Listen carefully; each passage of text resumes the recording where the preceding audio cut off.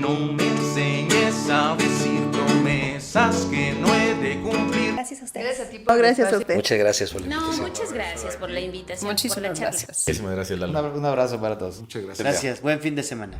Quisiese si se pudiese, me dejase, le cediese. Muchas gracias a ti. No, pues gracias por la invitación. Muchísimas gracias, Gracias por Eduardo. la invitación y pues un saludo para todos. Caminantes son tus huellas, el camino y nada más. Caminante no hay camino, se hace camino al andar. Eduardo, honrado de estar aquí. Gracias a ti, Eduardo. Ay, muchas gracias. Gracias. Muchas gracias. Mi piace bello,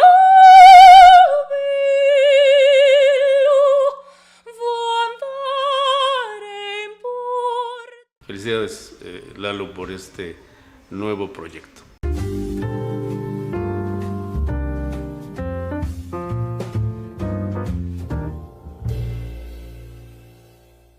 León el Pintor, muchísimas gracias por estar conmigo en esta tarde.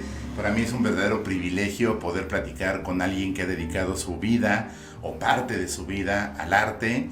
Te decía hace un momento que es la primera vez que voy a entrevistar a un escultor, porque además de pintor también eres escultor. ¿Cómo estás? Muy bien, Eduardo, muchas gracias por la invitación. Y sí, solo 17 años de mi vida es lo que he dedicado al arte. 17 años. Oye, estaba yo revisando tu obra, bueno, tuve el gusto también de acudir a la exposición que se encuentra ahorita en el Café Las Conchas, que ya nos platicarás en un momento, y encuentro un sesgo marcado hacia dos vertientes artísticas, hacia dos corrientes. Una de ellas es el cubismo y la otra de ellas es el surrealismo. Dentro del cubismo, bueno, Pablo Picasso es un referente sin lugar a dudas, pero alguna vez yo escuchaba a Fernando Canales decir que el cubismo era una aproximación, que tal vez empezó como una aproximación a la tercera dimensión, una búsqueda por darle un volumen más allá de las sombras o de las luces que puede poseer una pintura.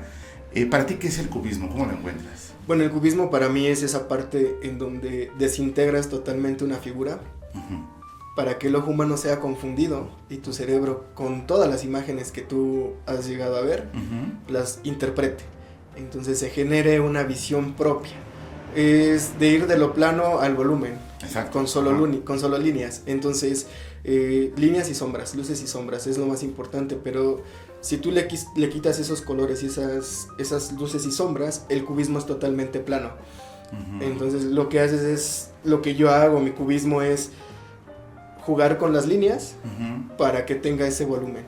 Entonces ya manejando un poco más en los colores con el mexicanismo, pues le pongo colores más vivos, con volumen, con luces, con sombras. Ya no es tan plano como el de Picasso. Oye, cuando se construye una obra cubista, corrígeme, primero haces un boceto, digamos, plano y después le vas dando estos volúmenes con estas líneas, estas luces y estas sombras, o de entrada en tu mente ya está una figura cúbica.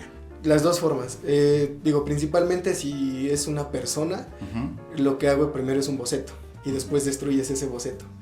Y ya durante la aplicación de la técnica en el lienzo vas observando qué líneas vas a engrosar y qué líneas vas a adelgazar. Y también qué luces y qué sombras vas a manejar. La misma obra te va diciendo muchas veces, te va dictando qué hacer. Uno solamente es el instrumento para trabajar esa pieza. Y esa obra es una obra que no existe, es una obra que es producto de tu imaginación.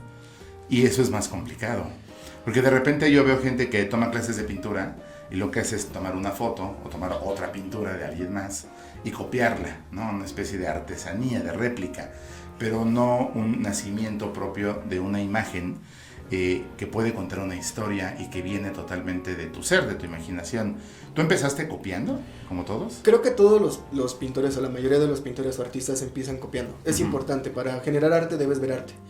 Entonces, si no tienes el ojo educado, pues no vas a poder trabajar nada. Es como el escribir, tienes que saber citar, tienes que saber parafrasear y demás. Entonces, sí empecé copiando algunas piezas, obviamente, pero llegó el punto en donde el mismo camino de mi obra, pues me hizo generar mis propias piezas. Entonces, sí, cuando tengo referente hacia una persona, no sé, tú voy a hacer un retrato a mi estilo, obviamente sí me baso a tu figura, muchas veces trabajo con fotografías y demás, pero lo que pasas al lienzo ya es totalmente auténtico, conforme a mi imaginación. Ahorita que dices lienzo, hace un momento que platicábamos fuera de la grabación sobre el estudio que me estabas contando que tienes allá en Cholula o que compartes allá en Cholula, quisiera que me platicaras cómo se inicia una obra de arte, cómo empiezas una pintura o una escultura cuando no tienes nada más, nada previo, ¿no? Digamos, está como el lienzo en blanco o la arcilla o la cerámica amorfa, hecha bolas antes de darle una forma. ¿Hay alguna especie de ritual para promover la imaginación, para fomentar la creatividad? ¿O llega el momento en el que se ve como un trabajo y es a esta hora tengo que empezar a pintar o a esta hora tengo que empezar a esculpir hasta que termino, trabajo 2 horas? Porque de repente como que romantizamos la idea, por ejemplo, en el caso de los escritores, a mí me han dicho, casi te imaginan con tu sombrero y tu pluma medieval y tu vela y tu pluma de ganso y tu tinta china. Y no, de repente, pues también tienes que disciplinarte, tener horarios, sentarte frente a la computadora, empezar a escribir y corriges 1000 veces hasta que el texto más o menos va quedando. ¿Cómo es en tu caso? En mi caso no tengo absolutamente nada, empiezo desde formar un bastidor, la madera, ir a la maderería, comprar madera, pedir que te corten las tiras de 4 centímetros y demás. Armar el marco. Armas tu bastidor, montas la tela, preparas tu lienzo con las imprimaturas, dependiendo la obra que tú quieras trabajar y qué técnica quieras trabajar, es la imprimatura que se le pone. Ahorita ya hay imprimaturas sintéticas que son muy fáciles de hacer, pero pues también trabajar con imprimaturas de cola granulada que llevan un mayor proceso, ¿no? El proceso es más largo. Entonces, pues tienes el lienzo en blanco. Muchas veces sí le tienes que pedir permiso para trabajarlo, porque hay veces... ¿Cómo es eso? Pues en donde tú ves el lienzo y pues no sabes por dónde empezar, ¿no? O sea, o avientas la primera mancha de pintura o avientas el primer trazo. ¿No? Entonces, una vez que se empieza con el primer trazo, a veces ya no hay manera de parar, ¿no? Sí. O sea, te centras tanto y es tanto como una meditación en donde estás tan concentrado que a veces no hay manera como que de pararte. Pero sí es importante tener horarios también. A mí se me hace cómodo trabajar en la noche, cuando ya no hay tanto ruido, cuando los familiares ya no te interrumpen, las llamadas telefónicas ya no son constantes y demás. Pero pues también al mediodía me gusta trabajar. Entonces hay más silencio. Me gustan las partes silenciosas. Entonces pues empiezo con ello. Manchar siempre es importante, manchar las bases son importantes. Mis manchas siempre son amarillas o azules. ¿Para qué? Para que las luces de mis piezas sean bien reflejadas, como a mí me gusta, ¿no? Entonces, una vez que ya tengo el bastidor, ya tengo la idea muchas veces en papel, que es el boceto, otras veces empiezas a trabajarlo directamente en la obra, claro, en el lienzo.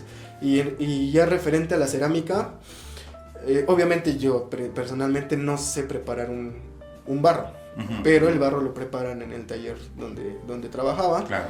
Y empiezas de cero, empezar a hacer bolitas y demás. Y debes checar que tu base esté totalmente bien apretada. El barro se debe apretar, se debe fraguar bien. ¿Para qué? Para que no tenga estrías. Si llega a quedar una estría, si llega a quedar una burbuja de aire, revienta. Claro. Entonces todo el tiempo... la diferencia es que en la pintura trabajas en una dimensión y en la escultura trabajas en 3 dimensiones. Entonces, no solo imaginas en la escultura una sola imagen, sino que imaginas 4 imágenes, 6 imágenes periféricas y de abajo y de arriba. Entonces, todo eso es lo que tienes que trabajar en la escultura. Obviamente, me ha pasado que se me han quebrado las esculturas, se han vencido porque las paredes están muy delgadas o tienen demasiada humedad. Entonces, todo eso lo tienes que ir controlando con tus dedos. Tus dedos son, pues es lo que cala el material. A final de cuentas, entonces mojas tus dedos, vuelves a tocar el barro, checas que el barro no esté muy seco. Si el barro está demasiado seco se te va a tronar. Entonces tienes que volver, si paras la escultura, la tapas para que no pierda humedad y al otro día, si ya está un poco seca, la vuelves a humedecer para que vaya secando pues paulatinamente y no seque de golpe porque eso truena las Cuando te enfrentas al lienzo en blanco o a estas arcillas ya listas para ser manipuladas, en tu mente ya hay una imagen, o sea, ya hay algo que quieres hacer. ¿Te ha ocurrido, como en el caso, por ejemplo, de los escritores, que empiezas algo y terminas algo que no era lo que habías pensado en un inicio? Sí, muchas veces me ha pasado. Ahí es cuando también encuentras esa parte nueva de ti como artista. ¿Por qué? Porque muchas veces las manchas no son iguales a la pieza anterior que trabajaste. Entonces, quieres trabajar un mismo estilo, pero la misma obra te llevó por otro lado. Entonces, encuentras otra manera de trabajar tu obra. Y a veces cambias colores, a veces cambias texturas, formas también he cambiado. Hay veces que se tienen que quitar elementos. ¿Por qué? Porque en el bastidor ya no se ven iguales que en tu boceto. Entonces quitas ciertos elementos y a lo mejor los puedes agregar o anexar en otra pieza. Y muchas otras es porque ese elemento no iba ahí. Entonces el elemento se queda en la hoja nada más. Claro. Cuando una persona, un creativo como tú, una persona que crea algo de la nada, se enfrenta a este proceso que te platicaba, donde acabas haciendo algo que no es precisamente lo que habías pensado, pueden intervenir varios factores. Por ejemplo, alguna vez Carlos Fuentes decía, yo me siento a escribir una novela, llego a cierta página, me da sueño, me voy a dormir, y al otro día la idea que tenía ya es totalmente distinta. ¿Qué es lo que ocurrió? Y él decía, sucede que he soñado. El elemento onírico. O sucede que experimenté en el transcurso, no sé si descansó 2-3 días o una semana para seguir escribiendo. Sucede que ocurrieron vivencias. Y esas vivencias de alguna manera van a permear la obra. En el caso de la pintura y la escultura, ¿puede pasar algo parecido? ¿Que algo que vives durante el proceso de la creación modifique lo que tienes en mente? En la pintura sí, en la escultura no. ¿Por qué? Porque cambiar totalmente una escultura es cambiar desde el inicio. O sea, ya como iniciaste con tu base, tenemos esta taza es cerámica. La taza cerámica va a ser cúbica. Entonces empiezas con tu base cúbica. Si la cambias, probablemente no funcione. Puede que se caiga, que se rompa. Y demás. Ya te va gobernando. Sí, el inicio. El inicio. Eso es en la cerámica, en la escultura. En la pintura influye tanto la luz, el horario, lo que llegues a ver. Si es un mismo tema, por ejemplo, no sé, en mi caso que son mujeres, pinto muchas mujeres, muchas veces llego a ver a otra mujer con el cabello distinto y digo, este cabello debería anexarlo a esta pieza que estoy trabajando, y lo cambias, lo mueves.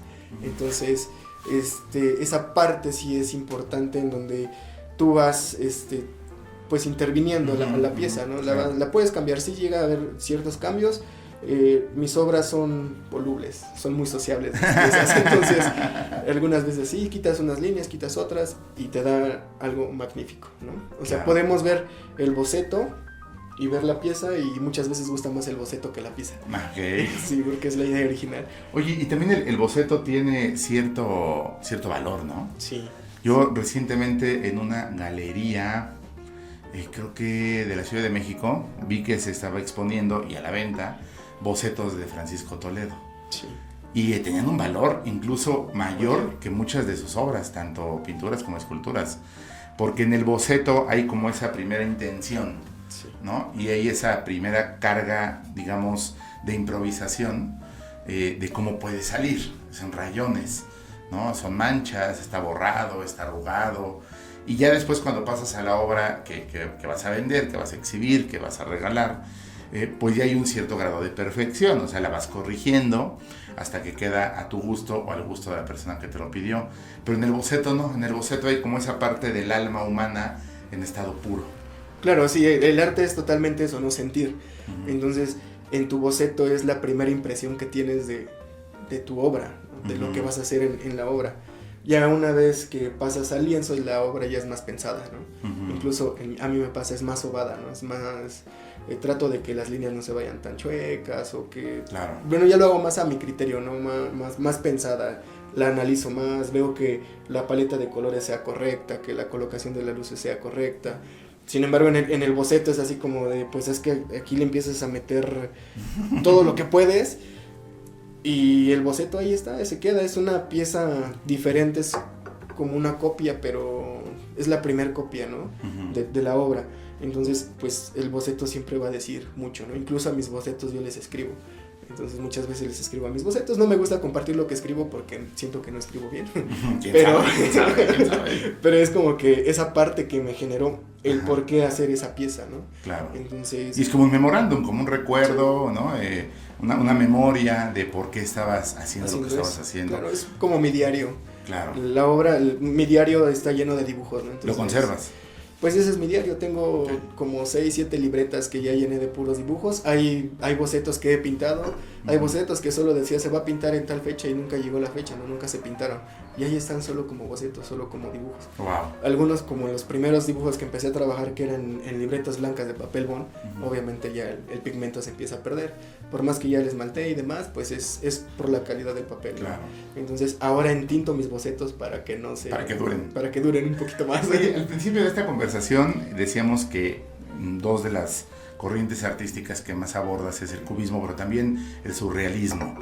¿Cómo definirías tú, como un practicante de esa corriente, el surrealismo?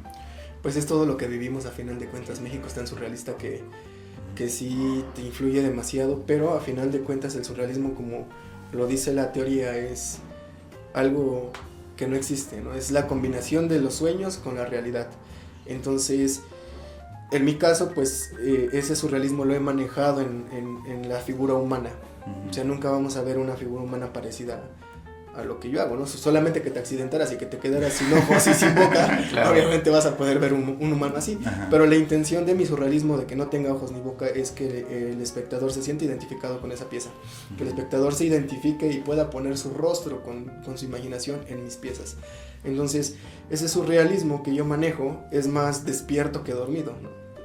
Yo sueño más despierto que dormido. Entonces, es esa parte de meterle la iconografía oculta y ese manejo del cubismo con una persona normal, ¿no? O sea, claro. Cuando yo empiezo a deformar mis piezas para que sean surrealistas, primero dibujo a la persona y luego lo deformo. Wow. Entonces, ese ya es jugar con en esta construcción de la deformidad, o en esta, vamos a llamar, deconstrucción de la forma, okay, que pueden ser dos formas de entenderlo, pues hay una carga fuertísima de imaginación, de emoción, de sentimiento. Pero yo estoy seguro que las personas que nos escuchan y que nos leen también en la columna que compartimos al respecto de estas conversaciones, deben estar ansiosos por saber dónde poder ver tus obras. En este momento está por cerrar una exposición ahí en el Centro Histórico de la Ciudad de Puebla. Sí, es en Café Galería Las Conchas, en la 9 Oriente 201. Está a un lado del Museo Amparo. ¿Qué vamos a poder ver ahí? Ahí van a poder observar al León cuando empezaba a pintar, okay, y hasta el León que empieza con su pieza Utopía, ¿no? Con la primera pieza de esa serie de Utopía, en el cual van a encontrar todo el camino, todos esos 17 años en una sola pieza. Entonces van a encontrar, son 13 piezas pictóricas y una escultórica. Igual la pieza cerámica que está ahí es cubismo, es una mujer cubista. Van a encontrar piezas de hace 12 años, van a encontrar piezas de hace un año. Y va a estar hasta ahorita este 6 de julio. Hasta el 6 de julio podemos verla ahí. Y si alguien quisiera contactarte y quisiera acercarte a ti para llevar esa exposición a otro lugar o para aprender tal vez, o dudas, no sé, de pronto es difícil tener a la mano a una persona que realice este tipo de actividad, ¿dónde podemos encontrarte? Pues me pueden encontrar en Facebook como Jorge León, entre paréntesis El Pintor, en TikTok como León El Pintor, y en Instagram igual como León El Pintor. En todas las redes sociales. Entonces ya igual si gustan mi WhatsApp, pues lo puedo dar, es 2221075040, okay, un WhatsApp, y con gusto atiendo al espectador. A mí me parece maravilloso de parte tuya que tengas esa apertura. Realmente ahorita durante esta conversación han estado apareciendo algunas de tus obras. Realmente son de apreciarse, realmente son dignas de valorarse, de adquirirse inclusive, de verlas. Apreciar el arte lleva una carga muy importante de contemplación, ¿no? Eso tú también en otras facetas de tu vida que me platicabas, te gustan las artes marciales también, seguramente las debes de poner en práctica. Contemplar es muy importante. Sí, las artes marciales y el arte plástico en este caso van muy de la mano, ¿no? Entre tener esa serenidad para poder resolver problemas, porque a final de cuentas en el lienzo te llegas a enfrentar a problemas, entonces debes serenarte, no estresarte, quizás sales a caminar, a hacer un poco de ejercicio y te despejas la mente, ¿no? Claro. Entonces esa belleza, digo, ambas cosas muestran una belleza, ¿no? Las artes plásticas, la belleza estética, y las artes marciales, la belleza de la pelea. Entonces es esa perfección que uno busca en cada obra. Pues te agradezco muchísimo por esta conversación. Estamos seguros que debe haber una parte 2 porque se nos quedaron muchísimas preguntas en la mesa, pero muchísimas gracias por haber estado conmigo esta tarde. Gracias a ti, Eduardo. Muchas gracias.